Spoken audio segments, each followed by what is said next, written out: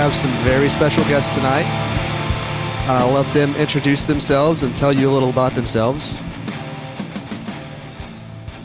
I'm Barry Kling, part of the Kling brothers. My brother Brad and I have been investigators for 20 years now, I guess, 20 plus years. We had a show called Ghost Lab on Discovery Channel at one time, and since then we've written books and done events and documentaries and podcasts and you name it. Currently, we're still writing books. We have a Patreon page where we put all of our content on, and still trying to stay relevant in the paranormal game. And this is Lisa Hatman. Hey, can y'all hear me? Yes. Okay, I'm Lisa Hatman. Yeah. I'm part of the Kling Brothers team. I've been investigating since the middle 80s. We investigate different locations and visit historical places and just do fun stuff with the Kling Brothers. Well, that sounds awesome. It sounds like it keeps y'all busy. Usually. And you're based out of Texas? We are. I live just north of San Antonio. Lisa's from Houston area. So yeah, Texas bred for sure. Yeah. So what's up? Hell yeah. We've also got Travis with us. You guys will know him from the I think Travis, episode. Yeah, I'm here. Hi guys, how y'all doing? Good seeing you. Good seeing you. It's been a while. Been a long time. Hey, Travis. Hi Lisa, how you doing? All right. Matt, how y'all doing? Doing good. Trying to keep these kiddos we're here. entertained. That's good. So, Travis, I think we'll kind of hand it over to you for a little bit since you organized this meetup, if that's all right with you, Mr. Smith. Travis got us in touch with you guys because, yeah, that's fine. Go ahead. Our Halloween episode. We con the paranormal and stuff like that. That's why they had me on, and I would like to bring on Barry and Lisa as they came to Gilmer a little over a year ago and investigated the Kelly Wilson case that I kind of touched base on, letting y'all know that I had them reached out to them via Facebook as they had a post looking for interesting things to look into around East Texas and Texas in general, and about the Kelly Wilson case. And they came up, and I will turn it over to Barry. Can expand on that a lot more and kind of tell y'all where they were, what they did, and where they're at today. Yeah, so Trav, we actually put a Facebook post out. We're looking to do like true crime stuff, like use our paranormal prowess to look at missing person cases or murder cases or whatnot, to try to find evidence to see if we can find clues and maybe solve the case or answer some questions of the case. And Travis was, I think, the only responded with this Kelly Wilson case, and we quickly we learned about it and quickly said, yeah, let's do it. So our original plan was to come up there and investigate the store that was a video store back there, the store that she worked at, the store she disappeared from. It's currently still there. It's not a video store anymore, as y'all probably know. But that was our original plan, and we were going to come up there, investigate, maybe do some EVP sessions, maybe find a voice or two. It was kind of a shot in the dark, really was. And we contacted a psychic friend of ours out of Houston. Her name's Katrina Cooper, and also a psychic friend of ours in Wisconsin named Dana Stricker. We put them on the trail to see, like, if anything came to them. You could take psychics for what you want, but these two ladies are pretty good. They've done things with us in the past that are pretty spot on. So we trusted them, and they did their thing, and they wrote down clues and tidbits and things about what they saw. Just prior to us getting up there, we had a development in the case. We had a person in the town actually called the police department and gave them some information that they possibly knew where Kelly Wilson was buried. Wow. We're not, and I don't want to. I'm not going to get into names and suspects and all that because the people that were implicated or named are still living around Gilmer. So this person made this claim. Police took the call. They came out to this piece of property in Gilmer, and they brought some cadaver dogs out there. Just kind of taking the call seriously, because some of the things that this person was saying to them were, pretty legit. It kind of matched the case. It matched the what happened, some of the circumstances. So these cadaver dogs come out there. The guy runs one of the dogs around. They run around this property. It's about, I don't know, 10-acre piece of property, I guess. He runs up and he alerts at this tree that's kind of maybe, what do we say, Travis, about 20 yards from the house? That sounds about right, 30 yards from the house. Yeah. This big, huge tree is where this dog was actually baying up the tree, like barking up the tree. And so the handler took note of it, put that dog up, took the second dog out, let that second dog run. It ran all over the property. It also alerted at the same tree. Now, if you know anything about cadaver dogs, which we know a little more now, since I didn't know anything about cadaver dogs until we started this thing, but those dogs can smell decomposition up to 100 years old. And what he stated why they're barking up that tree is because if there was decomposition in the ground, that tree, when it grows, would take the decomposition with it. And so that could be a reason why they're barking up at the tree. So he put the dogs up. They actually, the police came out, the crew of cops came out, got a local farmer with a tractor. And when I say dig, it's kind of they just briefly just kind of dusted the ground, really didn't take it seriously, and just kind of moved some dirt around. And they picked up there was a cement slab there of an old, I guess, shed. It broke when they picked it up, and they said, she's not here, and they left. That's all they did.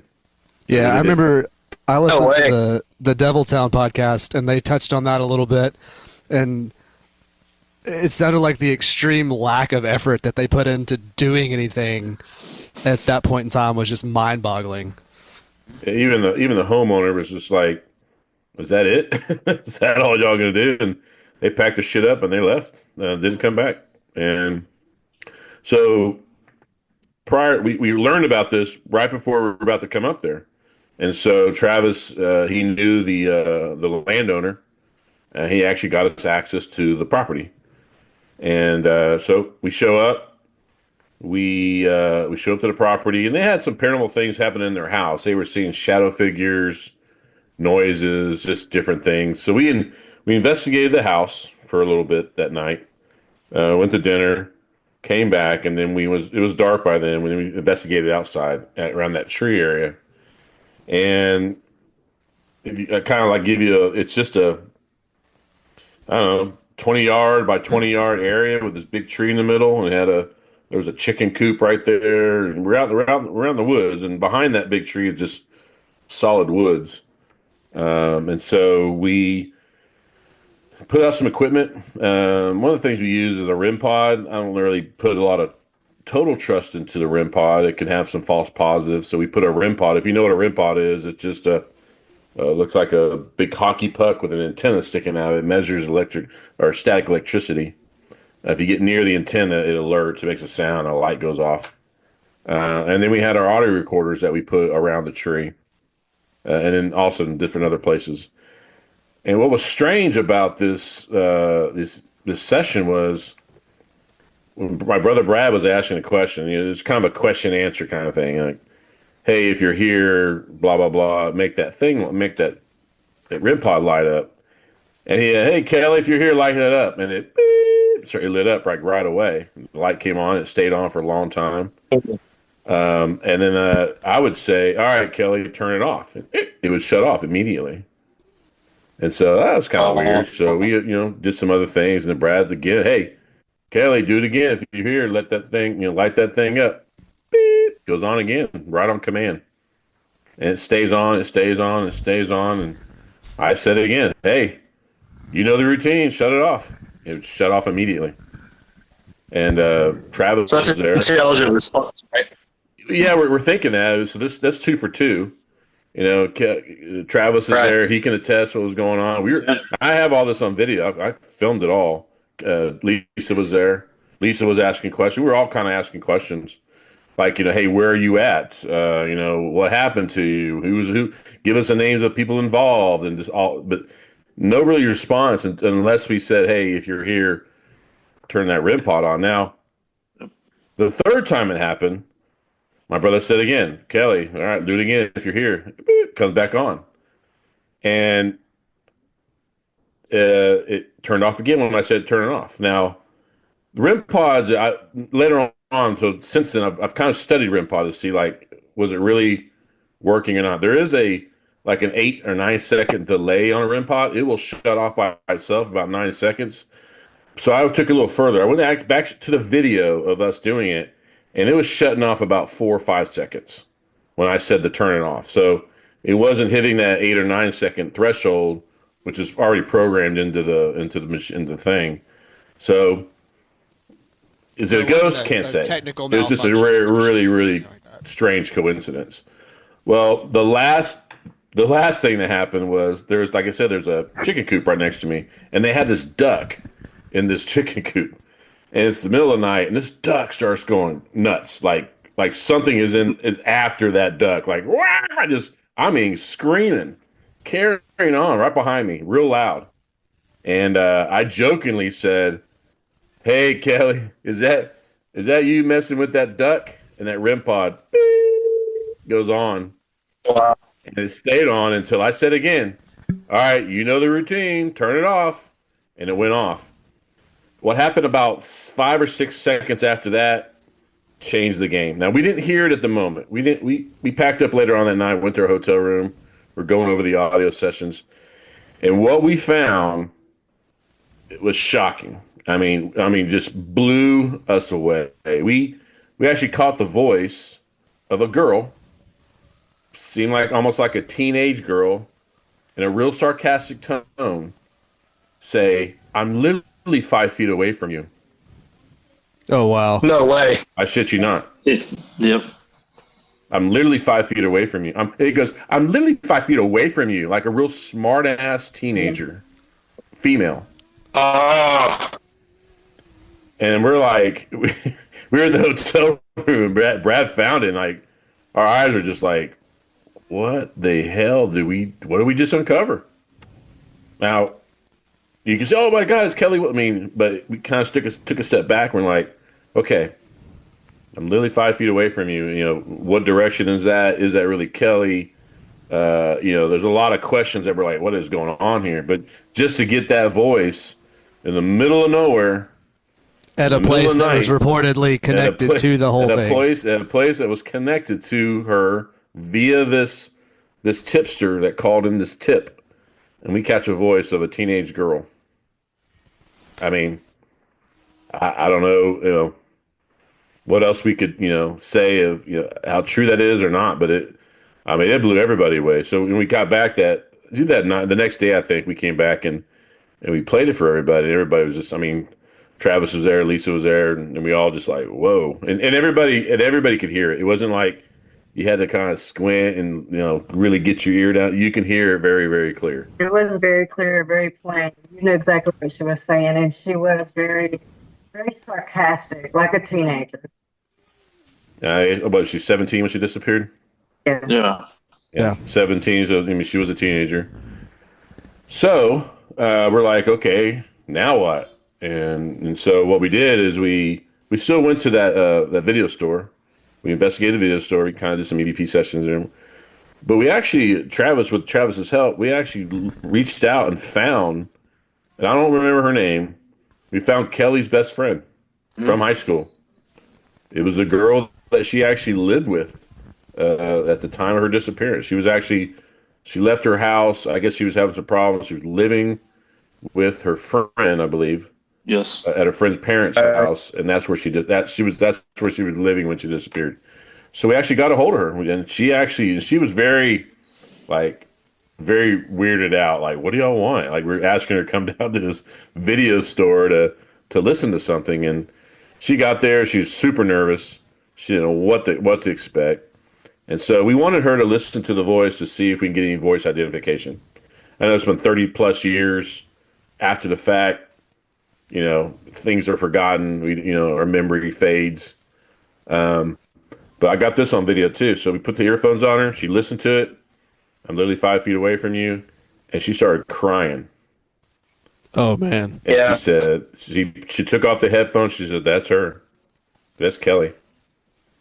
And so wow, that's just a kind of the way we do our investigations. There's just check marks. So we just it wasn't solved. It wasn't. We're getting some check boxes checked as we're going along our investigation algorithm.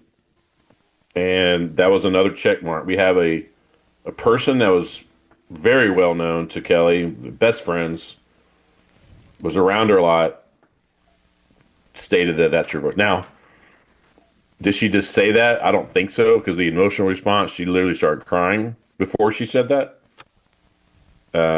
So right. She had a huge emotional response. She said, yes, that is Kelly's voice. We also got another friend of Kelly on the phone. She wouldn't come down.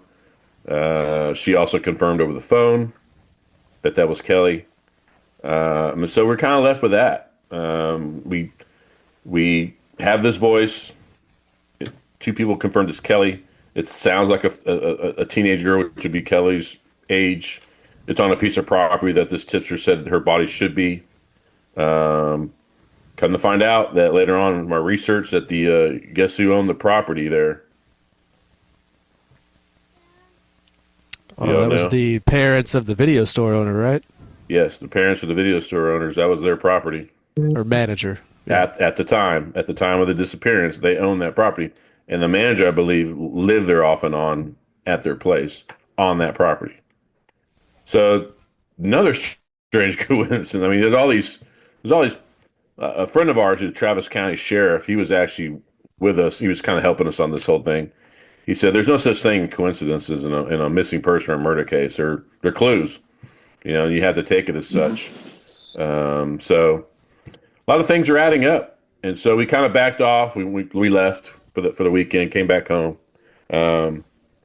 This is kind of where it starts getting weird. So remember our psychic friends. One of Katrina, the one from Houston, wrote. She actually sent me she wrote down a piece of paper and sent me a picture of the paper. And it had a bunch of weird things on, like red dirt, Myrtle's Beach, red car, just metal in the ground. All these just different weird terms that made no sense whatsoever until after we left. So while we were searching, we had a metal detector. Lisa had a metal detector. There was pieces of metal, like an old tin shed used to be. There's just hundreds of these pieces of metal everywhere in that area. So that was one thing was weird. The other thing we looked up, and there's a big red Suburban. I mean, this is whatever coincidence. Red Suburban sitting there. But what was weird was she said the name Myrtle Beach. Actually, red sand. There's all that red clay. Y'all familiar with Gilmer? There's all that red clay, red sand up there. But what was really strangest is she said Myrtle Beach, and the homeowner was from Myrtle's Beach. Wow. And so so we're like, man, it's just weird. So we were in contact with the homeowner. Lisa and I and Brad and Travis were kind of in contact about what we wanted to do next. And we came up with plans like, hey, if we think she's there, let's go dig and find out. And so we called the landowner. She was all for it. My brother happened to have a good friend from high school that lived about 30, 40 miles from Gilmer, and he had a backhoe, he had an excavator. And we all showed up one weekend. I had brought our cop friend, and the Katrina, the psychic, came, and Lisa was there, and we were all there, and we were going to dig a hole. Which we did. We dug about the size of a swimming pool, about 6-7 feet deep, and we didn't find anything. Now we did find a few weird things. We found like charred wood. We found a huge big tarp that was nothing in it. So just some strange findings. I mean, we could have been 5 feet, like she said, 5 feet away from you. could have been 5 feet away. You know, we just with the time we had, Right. the resources we had, we kind of had to just all in at that moment. But we dug all around that tree, and we didn't find anything. But not to say she's not there, but kind of the mystery continues, I guess. And since then, we've had some unfortunate luck where we didn't give out that EVP to anybody. Now we've played it at a few places, like we've done a couple of lectures, different places, and we played that EVP. But somehow somebody recorded it somewhere when we were playing it and leaked it out. People have heard it.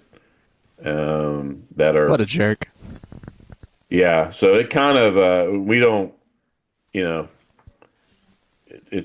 don't mind showing people, but we didn't want it out in the public. We didn't want to all of a sudden just blast it all over Facebook or whatever and cause mass hysteria. But yeah, that was kind of unfortunate. We have our idea of who did it, but I won't mention any names. But so that's out there. We haven't really made any plans to go back or anything like that.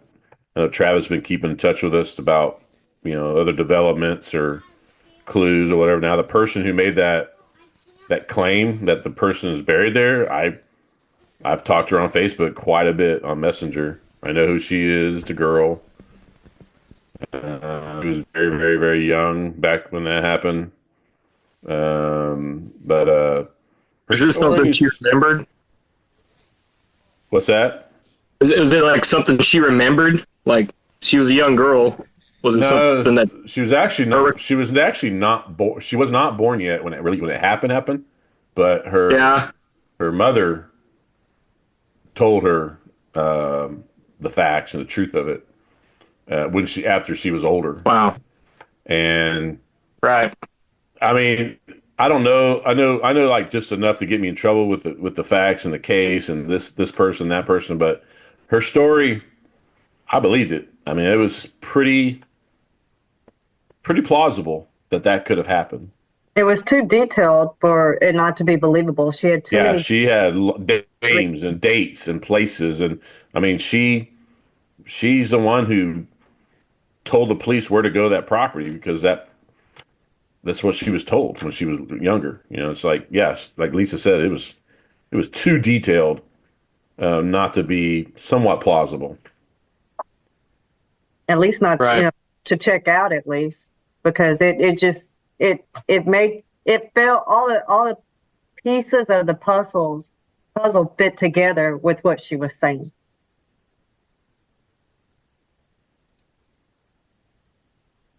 That's gnarly. Yeah, but like I said, I don't know. There's too many things there for it to not add up to something. It's kind of like you said, you have that checklist of, there's too many boxes that are, oh yeah, that's it. Yeah, I really think I think she's there. And if she's not there, she's been moved. I think she was there at one time. I really do. And the players involved. It's kind of wild. They did all that digging. They had 2 cadaver dogs mark the spot, and they kind of just moved some dirt around. Like, no, we're good. That's wild. Where we dig at, my metal detector, it'll show you where it's been disturbed, and it was disturbed. It had been disturbed before, and obviously when we were digging, like Barry said, there was charred wood. There was little glass cups. I don't know what those were. I don't know if they were like old perfume bottles or they were old, but there was a lot of them. And I was pulling them out of there. And like he said, there was a big, thick black chart in there. And so when we saw it, I jumped down in there and grabbed it. And of course, I felt something and started pulling, but it was like a limb of a tree that had got tangled up with it. But it was that thick black plastic, and I'm not sure, it was kind of wet to go down. We went pretty far down where it was finally undisturbed because you could tell in the dirt line where it was disturbed and where it wasn't. And we went all the way down to where it wasn't disturbed. So it was a big area that had been disturbed before. That's wild. Wow. Was it like almost like a landscaping tarp, like you would put down under like a garden bed kind of a deal? Yeah, like really thick. Yeah. Like a landscaping tarp. Yeah, exactly. No reason for it to be multiple feet underground in somebody's backyard. Yeah, the only thing I could think is like it could have been an old trash pile or something like. But like you said, a lot of charred wood. That tarp was there. The charred wood makes me nervous. Yeah, it was just weird. It was just and like you said, it could have been 5 feet too much to the left. I don't know. Or like you said, she was there at one time and now she's been moved. Man, I really love doing this podcast, but sometimes it's a hassle in a good way. Like today, everybody's coming over here to do this episode. And, I had to spend a couple, 3 hours just trying to get this place clean so people could be here. It's a lot of work since you live in such a giant house. It's big and it's old. It's big and it's old, yeah. And you have a lot of room that you really don't need. Right. Sometimes I think it would just be cool to start over. I might have a solution for you. Oh, really? Bob's Containers, based in Austin, Texas. They make turnkey container solutions, building both standardized and custom container homes. They also build commercial container solutions such as bars, restrooms, kitchens, and anything you can think of. So if you wanted to make like a pentagram shape container home. Like a man cave. Like a man cave. That too. They're easy ADUs, which is accessory dwelling units. They provide financing, which is huge in this economy. Yeah, it's very generous of them. Permitting, as in they'll help you permit your home wherever it's located. Which is insane because that is such a giant hassle. They will go to bat for you. That's great. Custom solutions, such as the man cave, recording studio. Right. If you can think it, they can probably build it. Giant pentagram. There, exactly. Quick and easy nationwide delivery. That's insane. That is insane. So if you live anywhere in the continental USA, guess what? Delivery. They can deliver it. And they also provide off-site construction. So there's like no noisy BS while you're waiting for your home to be built. So that's pretty cool. That means you can get your land ready. Yeah. And then whenever they're finished with it, they'll show up, install it, and then you're there. You're ready. Yeah.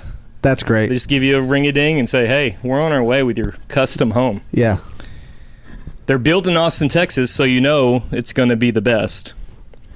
So check them out at bobscontainers.com or call at 833-265-3269. Nice. You know what? It's a no-brainer at Bob's Containers. So we were talking about the digging up the hole. You dug somebody a new swimming pool without meaning to. Pretty much.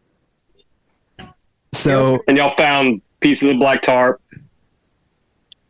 Tarp, charred wood, a lot of also broken cement. I guess it used to be like a foundation of some sort. Like, so there's a lot of broken pieces of cement down there too. Yeah. So other than that was it. I asked this question while we were waiting for the meeting to start, but I think I'm going to ask it again because I'm really interested in the answer, and I want other people to hear the answer also. As far as cold cases go, is this the only active one that you've ever investigated? Yeah, as far as like said, like crime wise, yeah, like an actual and a current investigation, I guess. Yeah. Now we found, in Ghost Lab, we found an EVP with John Wilkes Booth is in the Granbury Opera House in Texas, which he's not supposed to be. That was that, and then we found like. Hey, I'm gonna need you to pick up that name you just dropped. What's that? I'm gonna need you to pick up that name you just dropped. No big deal. No big deal. John Wilkes Booth. Just John Wilkes Booth. That's what the EVP said. So. Yes, I'm John Wilkes Booth. Y'all haven't seen? You've ever seen that episode of Ghost Lab? I have not. Yep. So I just started watching y'all when Travis was. He told me about y'all, so I started watching it a couple days ago. I haven't went through all the episodes yet. So this is I'm excited season 1 to of see Ghost that one Lab. now. We went to so when we got Ghost Lab, we went on this little tour. Me, Brad, and the producer, like looking for places that are going to be on the episodes. And one of the places we went to is in Granbury. It's the old Opera House. And one of the stories is Right. that John Wilkes Booth showed up there one day under an assumed name called John St. Helens. He was a Shakespearean actor. He had a same injuries as John Wilkes Booth. He looked just like John Wilkes Booth, and he was working there in the Opera House. And years later, he got sick. He was about to die. He was on his deathbed. He confessed to being really John Wilkes Booth. He killed Lincoln. He told him where the gun was found. They actually went and found the gun, but he didn't die. What? He got better. And he's like, oh snap! I gotta hit the road. So he took off to Enid, Oklahoma, where he assumed the name of George I don't remember. Soros. George something, and he committed suicide by swallowing strychnine. That's where the story ends, or the conspiracy ends. And so we went there, we did an investigation, and we're in the Opera House. Me, Brad, and our friend Steve Harris. We're by ourselves. We're taunting John Wilkes Booth. Hey, get your ass out here! Blah blah blah. And You limp your way over here. yeah, and Brad goes, come on, give me your name. And this voice, I swear to God, says, "Yes, I'm John Wilkes Booth, you bastard." Just like that, like very, very electronic sounding. But yeah, yes, I'm John Wilkes Booth That's crazy. in the middle of a dark opera house in Granbury, Texas. So we went shit crazy on that one. We like, damn, we rewrote the history books. But that's just one of them. Another one was our very last episode was in Deadwood, and we did the whole Wild Bill Hickok story. We actually went to the Yeah, it's cool. where he died in the poker game, Dead Man's Hand, that whole thing, and Yeah, Dead Man's Hand. That's a cool story. we got a EVP said, we said, what's your last words? He says, "Tell my wife I love her." Very clear, and come to find out, we've talked to the story, and that really was his last words. He said he wrote a letter to his wife the day before he was killed, and said, "If I cross the great river beyond, know that I love you." It really was his last words. And so, did we? We've talked to Wild Bill Hickok, John Wilkes Booth. We found a missing soldier in Gettysburg by the name of God, I'm drawing a blank right now. Private John Riley. That was missing. He's actually MIA, and we found kind of where he would have been, his detachment, North Carolina regiment, and we found him in a little assuming like inn near Gettysburg where he would have been dumped off. Where the bodies were dumped off on the retreat. So yeah, we found like missing clues or pieces to puzzles, but as far as a crime, this is our first one. It's pretty impressive, and I'm assuming that just for consistency's sake and for scientific purposes, you approach everything exactly the same way, whether it's a open cold case or just a general investigation. We do, and we have, like I said before, we have to really go based on audio because we can't go by a flashing light. We can't go by a fluctuation of EMF. We can't go to literally get a clue. Someone needs to tell us. So it's a lot of audio work. Right. I mean, so what is that? Go ahead, Matt. What is that process like? Because it just you sitting in front of your laptop with headphones in and listening for hours and hours of information, trying to catch voices. Pretty much. We put our recorders out. We record. We try to keep them short, so we're not going over hours and hours at a time. We keep them like 5-10 minute burst. We download it to our software. We use Adobe Audition.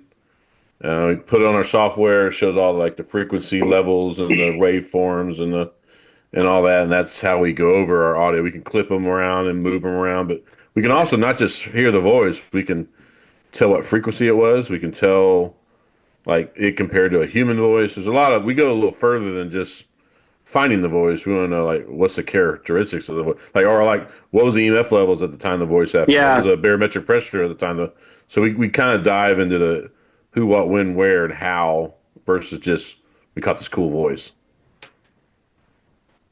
So, like a lot of things scientifically line up to when you catch a voice, like you said, barometric pressure, the temperature of the room. Like, is there kind of like a constant with that?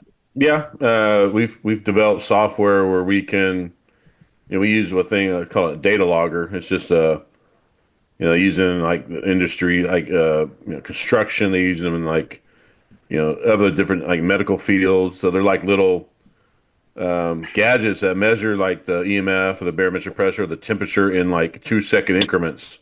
So like we could lay it down and it just takes data for 24 hours versus turning a thing on and see if the light goes on and off. It's kind of like a needle in a haystack. We literally can lay these things out, let them run forever. We download them into our software.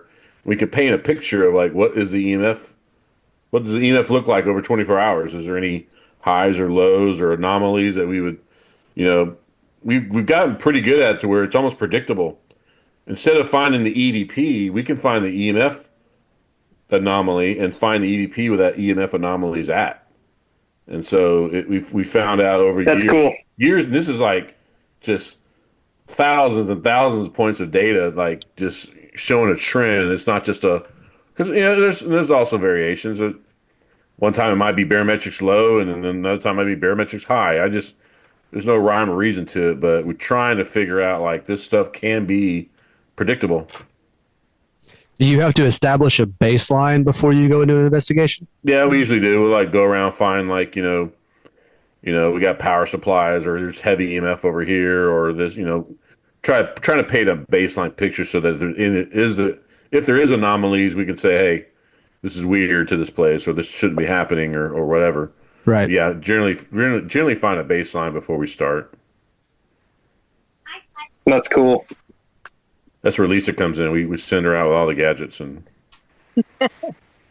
while we sit back and drink our espresso in our trailer with our robes on. There you go. Wow, fancy pants. Big gadget guy. Is there like a AI's coming on the scene pretty strong and pretty heavy? Is there some way y'all can use AI to help y'all? Like fine. Yeah, we've already done it. That's what I was wondering. Yes. We're making like on our Patreon page, we do little video shorts, like little history things, paranormal things, and Brad's gotten very good at AI. We do experiments with AI, like recreating like Are you a ghost? Yeah, like let's say an incident happened, and we can recreate that visually. And through like the words that come out of this animated picture or whatever, can recreate a scene that we can play like as a slideshow or an audio show or something at the place we're investigating to kind of like hopefully spur activity or recreate the incident that happened whenever. But yeah, AI is really it's getting to the point where you don't even need people anymore. You can pretty much do everything AI now. I mean. You write a book AI, you can shoot anything. And I think actually when y'all did that it actually the energy went high and there was stuff happening after you did that experiment. Yeah, we caught a pretty good EVP down the Wilson County Jail after our AI experiment. Wow. We dabble in it. Brad's actually gotten pretty good at it. More of like a creative type AI, not really AI as far as like collecting data, but more of like the artsy part of it, like making our documentaries and those kind of things. So we'll send us links to all your Patreon and your socials and all that stuff. We'll make sure that we link it in the episode notes so people can go get more information and follow you guys. Yeah, for sure. So Travis told me to ask you about a couple other places y'all been to. Was it Myrtle Beach? Is that what you said, Travis? So when we talked last time, we kind of hinted at the Myrtle's Plantation a little bit. Right. I know Brad and Barry. You went there. I did. Myrtle's Plantation. Yeah. It's in Louisiana. Brad and Barry had a real good experience there. It's actually on Ghost Lab. They can tell you about. He can kind of tell you about it a little bit. And then we were talking about Gettysburg. That's where y'all got y'all's very first video ever. So if you would kind of tell them about those. Well, the Myrtles, we've actually been to the Myrtles, 7 or 8 times. We've been there once for Ghost Lab, but prior to that, we were there several times. But the place is severely haunted. It's got just crazy activity from EVPs to, we got video of what looks to appear to be children ghosts or child ghosts walking by the person's bed at night. We had a rock thrown at us inside the house out of this parlor middle of night. I mean, you name it, it happens at the Myrtles. It's constantly active. Now, the Myrtles isn't like it used to be. It used to be we'd rent the whole place, and you can investigate everywhere. Now they're very particular, like just your room or like the foyer area or whatever. You can't really roam the grounds like you used to, which is a shame. It actually caught on fire years ago. The original part of the building, which is the gift shop, caught on fire and did a lot of damage. But during Ghost Lab, I'm trying to remember what we caught during Ghost Lab. As far as EVP, they all run together after a while. But we've had like lots of personal experiences there. And then Gettysburg, we were just there last month. And we go there probably once or twice a year. That's kind of like our home away from home. Back in 1990, that's where Brad filmed. He caught on tape a Union regiment walking through a field in full color, and they disappeared in front of him. That's when he was like 7. No shit. He was still in high school. But we still have that tape. You can look it up. It's out there. It's on our Gettysburg episode. They kind of show the tape, and that's kind of what started this whole, I guess, ghost. Yeah, I was about to ask. Is that what started everything?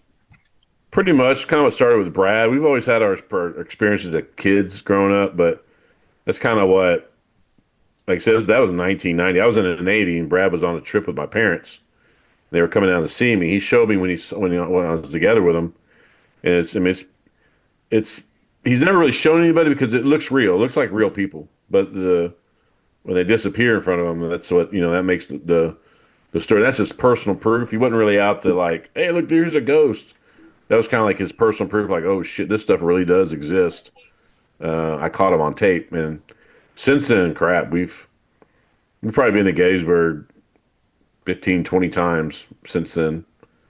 And we've caught crazy stuff there. Just battle sounds, and we caught the rebel yell on the battlefield. We've seen apparitions. We've got pictures. The place is ripe for paranormal activity. We do like I said, we do an event there every year.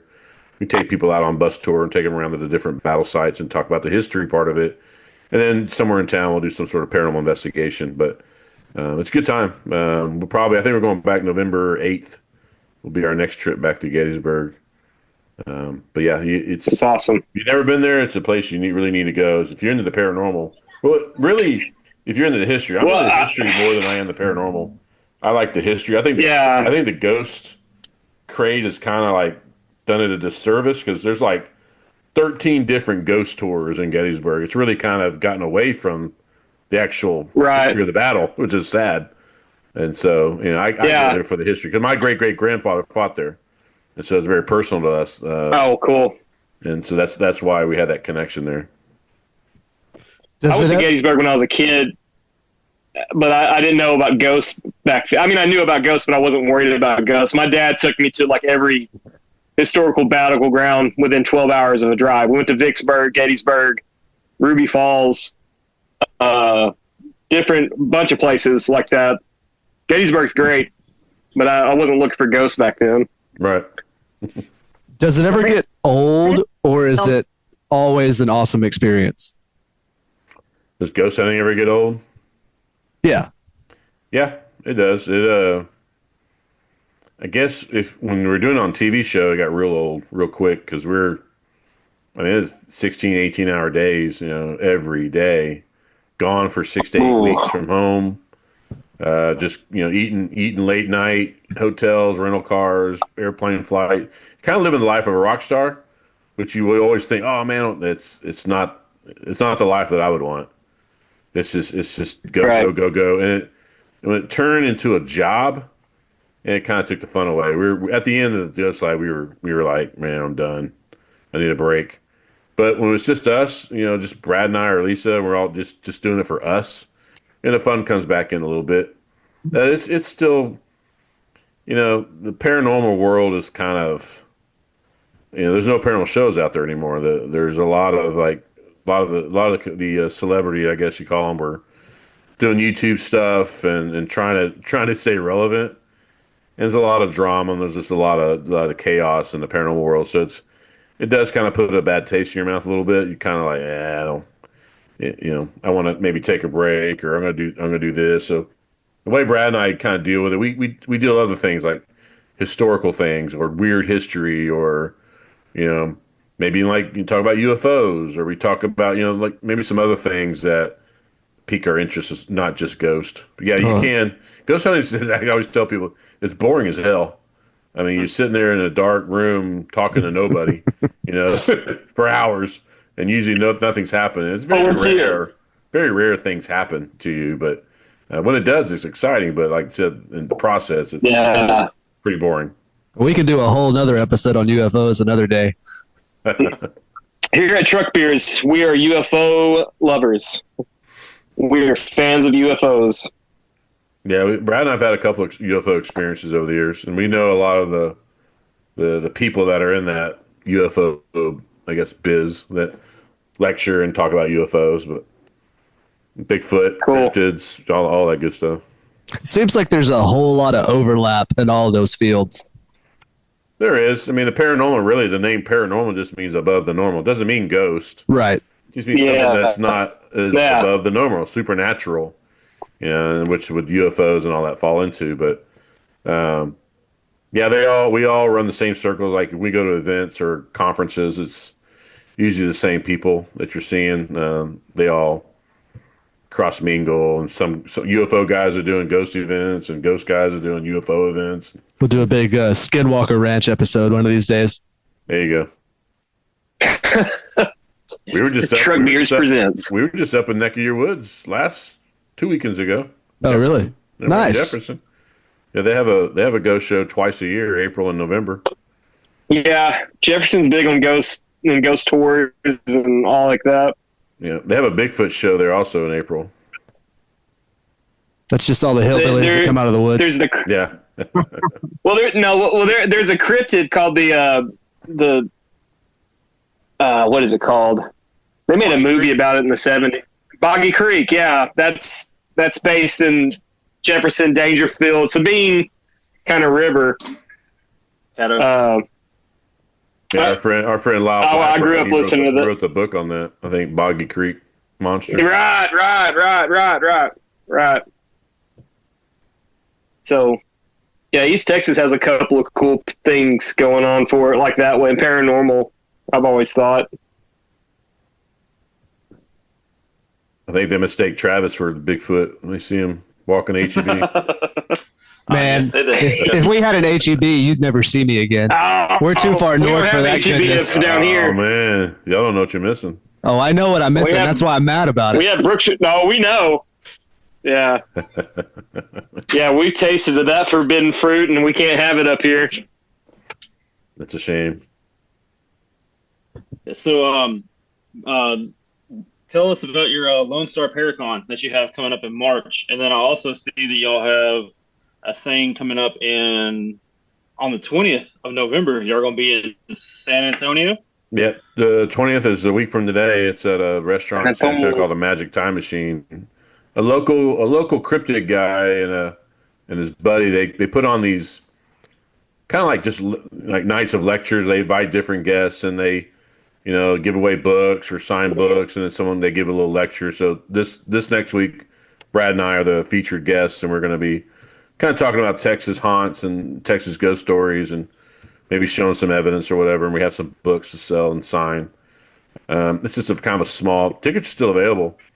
I think they're fairly cheap, like $30 or something like that. I don't think they're very much, but it's gonna be a fun time. It's at an old restaurant in San Antonio called Magic Time Machine. It's kind of been there. It's been there since like the 70s.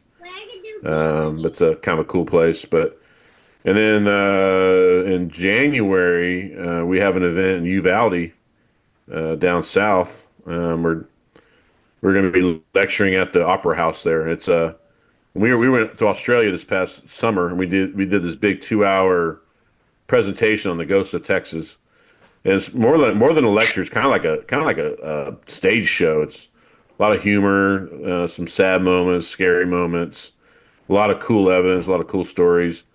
We're doing that in Uvalde on January 11th. Tickets are on sale for that. They're only like $20 for those tickets. But then in March, we have our Lone Star Paracon, which is our second one we've done. We did one last January. And it's just a huge convention where we invite a lot of the celebrities from other shows. They come down, they sign autographs, they sit at the vending area. We have a lot of vendors that are there selling all sorts of stuff, paranormal, cryptids, UFO stuff. Most of the celebrities coming down will lecture. They have there's 9 lecture spots during the day on that Saturday.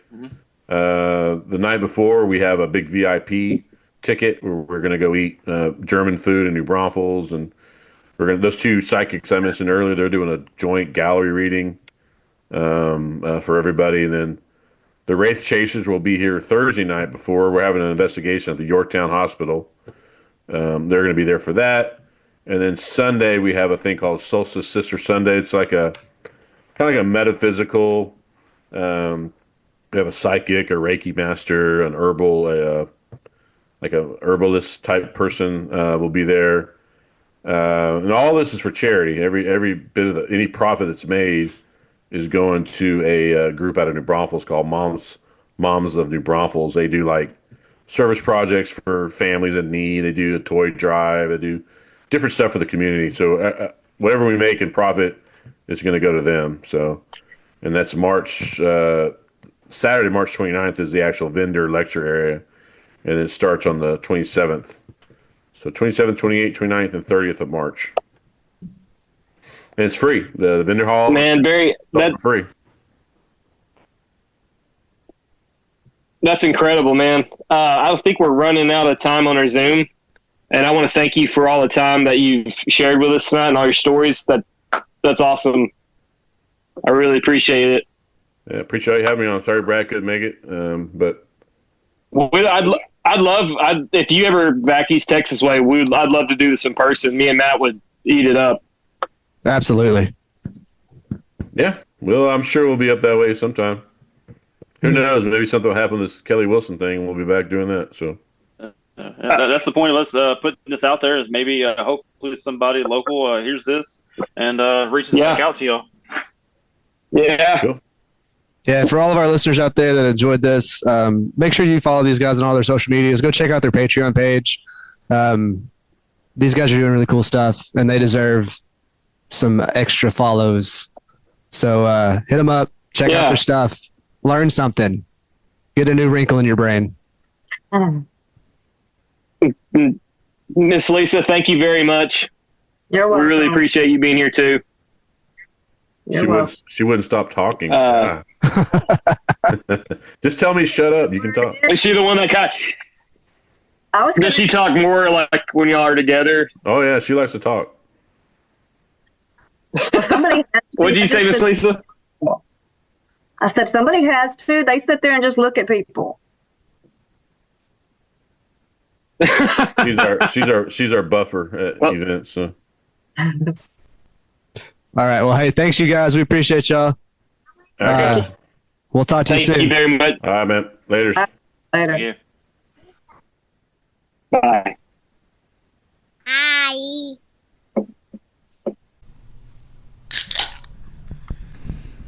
Man, I hate being almost 40 years old and living in an RV. I can see where that would be painful. It's not where I saw my life going. I wish I had more of a solid home. But what I do like about living in the RV is the minimal lifestyle that I'm having to go to. Yeah, I can understand that. And, we've got a sponsor that might be able to help you out with something like that. Really? Yeah. Have you ever heard of Bob's Containers? Actually, I have. Well, They make turnkey container solutions, building both standardized and custom container homes.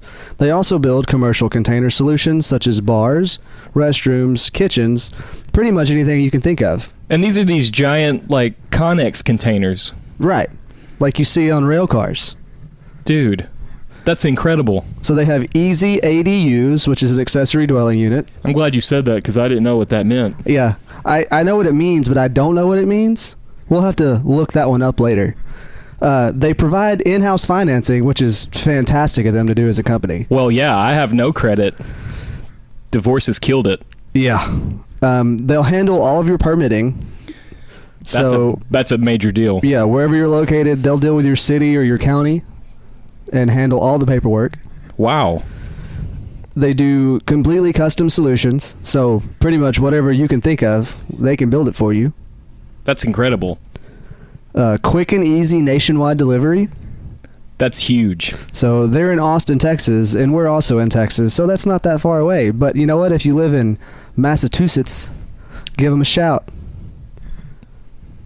They do off-site construction, so there's no noisy construction for months while you prep the land. Incredible. It's like if you had nosy neighbors and you're just someone's grinding away.